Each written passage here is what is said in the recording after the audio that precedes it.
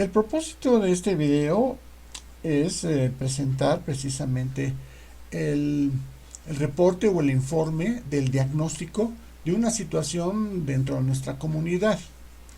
El tema que se va a comentar aquí en este video es la contaminación del aire en la zona metropolitana concretamente. No obstante que es un problema que quieren que sea un problema de tipo local, desafortunadamente este tema como no se puede tratar de una forma local porque en realidad es afectado por toda la zona, ¿no? Y en realidad por eso es que le puse zona metropolitana y concretamente en el Valle de México, concretamente. ¿Qué quiero decir esto? Bueno, pues la contaminación puede haber en un municipio o en una alcaldía, ¿verdad? Pero obviamente lo que genera la contaminación no solamente lo que se genera en esa zona, sino que es en todo el Valle de México, ¿bien?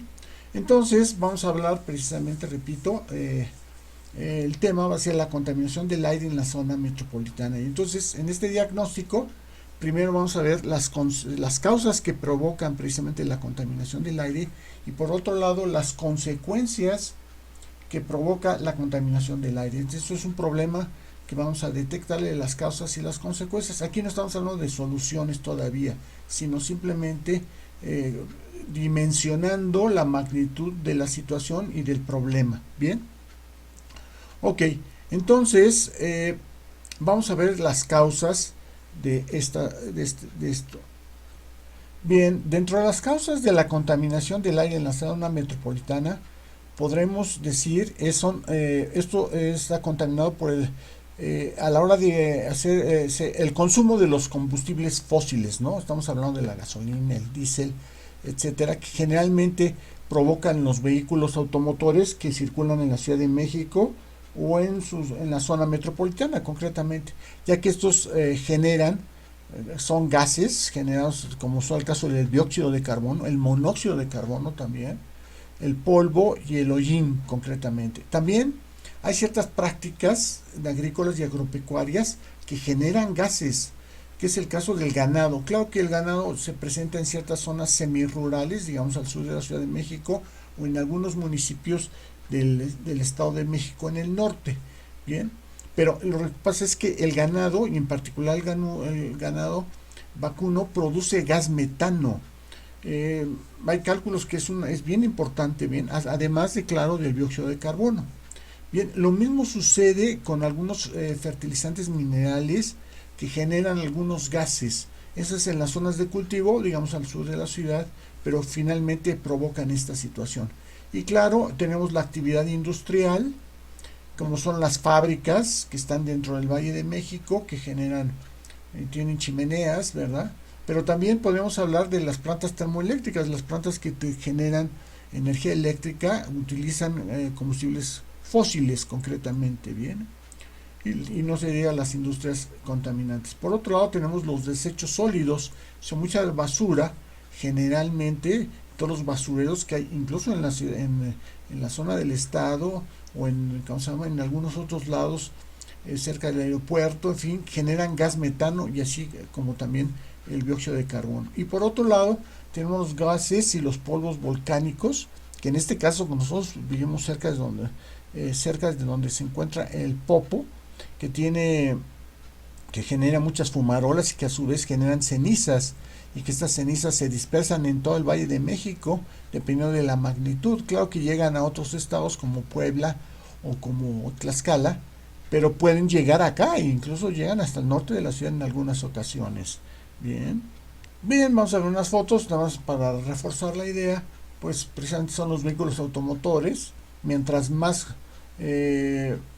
congestionamientos haya, pues básicamente va a haber más generación de gases, monóxido de dióxido de carbono, también y otros gases, como por ejemplo los óxidos de nitrógeno, que son muy dañinos a la salud, entre otras cosas. Y por otro lado está la cuestión del ganado, pues repito que solamente en las partes semirurales de la Ciudad de México o en algunos municipios alrededor del Estado de México que generan gas metano en una forma importante. Bien. Por otro lado, como repito, tenemos las fábricas que se encuentran dentro del Valle de México, hay muchos en el Estado de México, otros en el sur, que generan, y también el caso de las termoeléctricas, bueno, está la termoeléctrica del Valle de México, algunas, y algunas que están generando energía eléctrica, bien. Y por último, podríamos hablar esta del popo, que repito, hace fumarolas, genera cenizas y que afecta a las ciudades. Y que en el Valle de México, pues sí llega a generar muchas cenizas, en fin, muchas, afecta de muchas maneras. Bien. Y finalmente llegamos a que vemos que se forma lo que se llama el smog, o sea, se hacen son unas capas perfectamente definidas, incluso visibles, como es el caso del smog, que de alguna manera son las que generan. Aquí está en otra ciudad, pero en la Ciudad de México a veces es muy fuerte e incluso genera mucha falta de visibilidad. Bien, ahorita recuerdo en el caso de, por ejemplo, en China había una ciudad que es muy contaminante, entre otras cosas, porque estamos hablando de contaminación del aire, pero también hay otras contaminaciones del suelo y del agua. Pero en el caso del aire, entonces son porque hay muchas fábricas en esos lugares, ¿no? Entonces se tiene esa situación, bien. Bien, ahora vamos a hablar sobre las consecuencias de la contaminación. Ya vimos las causas que lo producen, qué acciones que finalmente están hechas por el hombre y que las hace, bien. Entonces, las consecuencias de la contaminación del aire, pues está sobre la salud humana, concretamente, bien. Ahorita, y concretamente sobre las enfermedades respiratorias, básicamente, pueden ser desde unas alergias, pueden ser pulmonías, enfermedades respiratorias, o incluso hasta cáncer de pulmones u otro tipo de las vías respiratorias. Bien, en la salud del cáncer de piel vamos a ver que muchas veces tiene que ver con los rayos ultravioleta que podemos llegar a tener. Bien, en el caso del efecto invernadero es que se calienta más, genera un calentamiento excesivo dentro de las ciudades en donde que hay ciertos gases que impiden que salgan ciertos gases que son normales, que salgan arriba de las capas superiores de la atmósfera y calientan más y no dejan que haya nada. Generalmente el efecto invernadero todavía es más grave cuando no hay corrientes de aire en algunas épocas del año y entonces se queda uno allí con la contaminación permanente. Bien. Por otro lado tenemos la lluvia ácida que generan generalmente los gases de las fábricas, aumentan el pH de las sustancias y que finalmente a la hora de llover, sobre todo si hay cultivos o alguna otra cosa, pues realmente destruyen toda ¿cómo se llama? El tipo de los cultivos básicamente, bien. Y por otro lado también tenemos la variación en el clima, que es una especie de cambio climático, como en el caso del efecto invernadero, pues realmente aumenta la temperatura dentro de la zona, ¿no? Porque no impide que salga el calor de radiación hacia las capas superiores de la atmósfera. La contaminación de los ambientes que está relacionado básicamente con la contaminación de los alimentos generados por la lluvia ácida.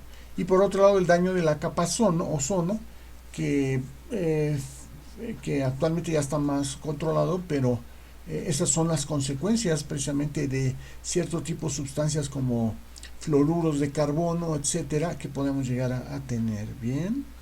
Bien, en el caso insistiendo nada más con unas pequeñas imágenes, en el caso de los efectos en la salud son precisamente el cáncer, que puede ser cáncer pulmonar, yo ya repito, o sea, como pueden ser desde alergias, de alguna manera, cánceres incluso en la garganta, en la faringe, en algunos lados, bien, y esas son de las consecuencias, bien.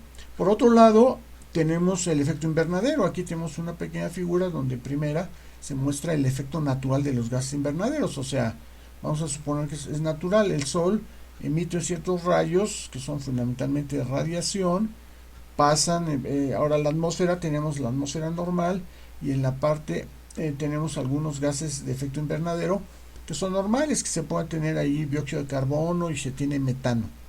Pero entonces se refleja en una parte y a la hora de reflejarse precisamente en esta capa del efecto invernadero, pues se reflejan algunos, pero de alguna manera hay bastantes gases que de alguna manera escapan hacia el espacio.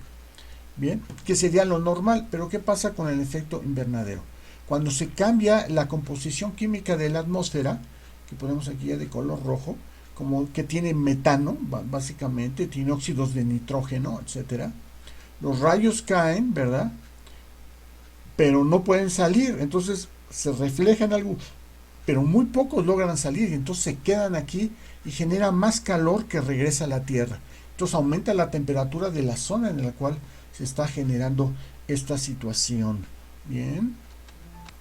Por último, vamos a ver precisamente la lluvia ácida. La lluvia ácida que se genera cuando hay muchas fábricas que emiten muchos contaminantes que aumentan el pH prácticamente de la atmósfera, y en época de lluvias, a la hora de llover, pues afecta realmente los cultivos y afecta a muchas otras, a las personas, entre otras cosas, además de los cultivos.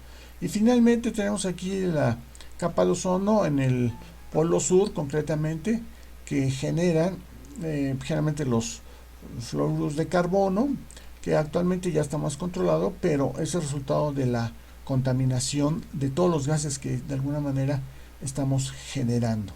Bien,